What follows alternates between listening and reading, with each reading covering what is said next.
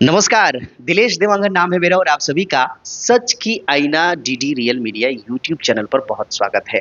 चुनावी सरगर्मी का तो माहौल बार-बार हम कह रहे हैं चल ही रहा है और लगातार हमारे बीच हमारे स्टूडियो में हमारे सेटअप में लोग आ रहे हैं और हम उनसे सवाल पूछ रहे हैं कि आप अगर प्रत्याशी के तौर पर अपनी प्रतिनिधित्व का दावा कर रहे हैं, अपनी उम्मीदवारी का दावा कर रहे हैं तो आपके भीतर की क्वालिटी क्या है? आप जनता को क्या देना चाहते हैं? हमारे वाड्रफ नगर क्षेत्र को, बलरामपुर का बैकवर्ड इलाका को आप कितना समझते हैं और आम जनता की जो समस्याएं हैं उससे कितना अवगत हैं, उन समस्याओं को किस स्तर तक दूर करना चाहते हैं, इन तमाम पहलुओं पर हम बात करते हैं। और आज के हमारे खास मेहमान हैं पंसारा क्षेत्र की बीडीसी उम्मीदवार किरण खुट्टे जी हमारे साथ मौजूद हैं मेहमान के तौर पर और आज हम इनसे ढेर सारा सवालात करेंगे, बहुत सारे प्रश्न पूछेंगे जनता के मुद्दों पर, एक्चुअल जनता के मुद्दों पर और जो धरातल पर समस्याएं हैं उन विषयों पर हम बात करेंगे।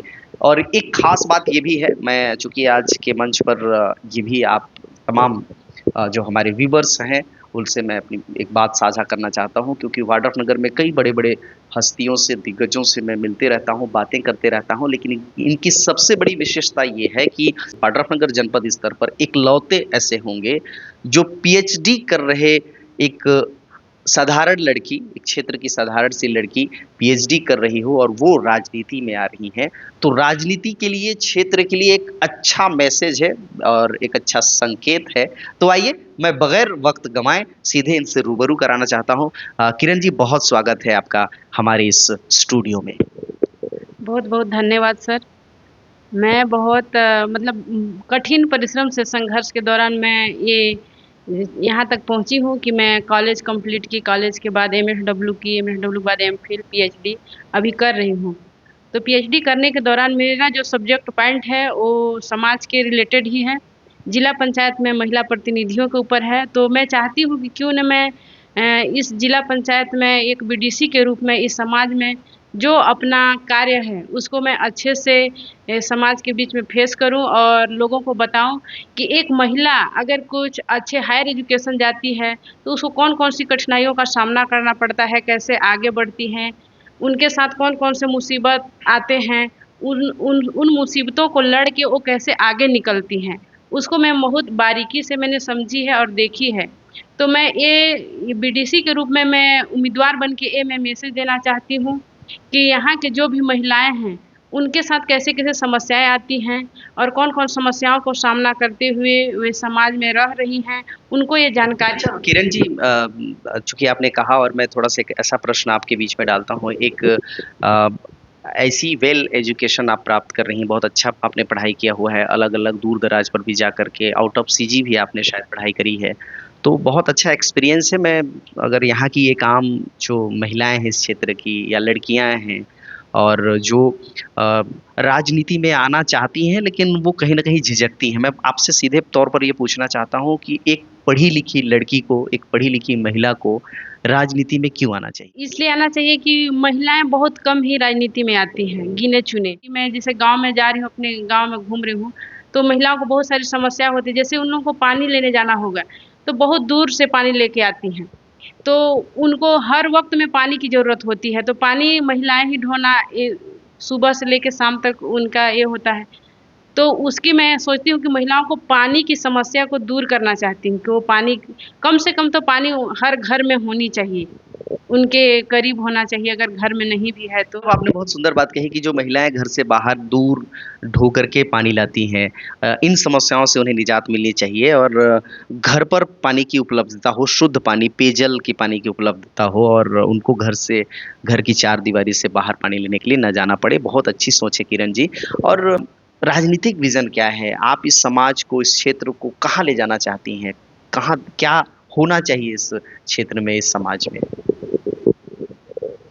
समाज में मैं चाहती हूँ कि मैं उतर के और बीडीसी के रूप में मैं तन मन धन से कार्य करूँ और समाज को जो भी समस्या है उसको आगे लेके जाऊँ। मैं अपने स्वार्थ के लिए नहीं, मैं समाज के लिए न्यौछावर होना चाहती हूँ कि समाज मुझे मेरे काम से जाने, मुझे मेरे नाम से ना जानकर मेरे काम से जाने कि एक लड़की है जो महिला है और काम कर रही है और उसका नाम हो। जब आप फील्ड में जाती हैं, लोगों से मिलती हैं, अभी तो ख़ैर शुरुआती दौर हैं चुनाव के, और अभी बहुत जगहों पे आपको जाना होगा।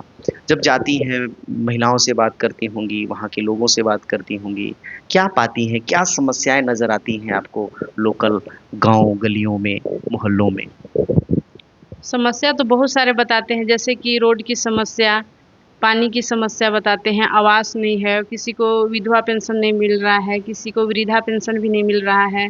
और कुछ लोग तो बता रहे थे कि मतलब हमारे जैसे राशन कार्ड बने हुए थे, उसमें से भी हमारे राशन कार्ड 10 रुपए किलो चावल कर दिए गए हैं, लेकिन वो काफ़ी गरीब हैं। और ये भी बोल रहे थे कि हमसे जो बड़े लोग हैं, मतलब जिनके पास सब कुछ उपलब्ध है, उनके पास वो वाला चावल है जो 35 किलो वाला है, लेकिन जो गरीब हैं उनके पास 10 रुपए किलो वाला कार्ड बना हुआ है। ऐसी समस्याएँ बोलते हैं। तो मैं बोल रही थी उनको कि अगर ऐसा समस्या है तो अगर हम विजय हो जाएँगे अगर, तो मैं इन समस्याओं को समाधान करूँगी। ये बहुत जड़ की चीज़ों को आप देख रही हैं, जो बुनियादी समस्याएँ हैं जिसको लेकर के वो नहीं कह पाती एक प्रतिनिधि को ही, क्षेत्र के प्रतिनिधि को ही इस पर काम करना चाहिए। और ये असमानताएँ तो हैं कि गरीब तबके के लोगों को वो फ़ायदा नहीं मिल पाता, जबकि थोड़े से उच्च वर्ग के लोग होते हैं या मध्यम वर्ग के लोग होते हैं, वो सरकारी योजनाओं का फ़ायदा ले जाते हैं। किरण जी, मैं अगले पड़ाव पर बढ़ना चाहता हूँ और पूछना चाहता हूँ कि क्षेत्र की जनता आपको वोट क्यों करे? क्यों जिताए? आप ही को क्यों जिताए? क्योंकि चुनावी मैदान पर तो कई चेहरे होते हैं। तो अगर पूछा जाए कि भई लोग आपको पसंद क्यों करें, आपको वोट क्यों करें, तो क्या जवाब देंगी? लोगों के बीच में जैसे कि जनसंपर्क करने जाती हूँ, उस दौरान मुझे लोग बार-बार ये मतलब सुनने को मिलता है, प्रत्येक व्यक्ति से जहाँ तक सुनने को मिलता है। ले आते हैं, बोलते हैं कि हम ऐसा कर देंगे, वैसा कर देंगे, लेकिन जीतने के बाद एक बार अपना मुँह तक भी नहीं दिखाते।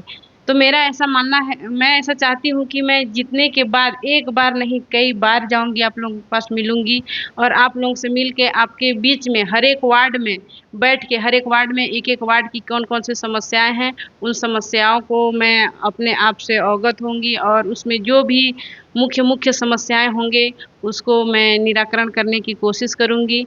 और अगर मेरे से नहीं हो सकेगा, तो जो जनता मुझे वोट दे के मुझे आगे तक लेके गया है, उनको साथ लेके मैं उस समस्याओं को समाधान करने की कोशिश करूँगी। किरण जी, बहुत अच्छा सोच के साथ आप चुनावी अखाड़े पर हैं, चुनावी मैदान पर हैं और एक पढ़ी-लिखी हैं, बेबाक महिला हैं, मैं ऐसा कहूँगा, क्योंकि आप झिझकती नहीं हैं, बेखौफ होकर के बोल रही हैं।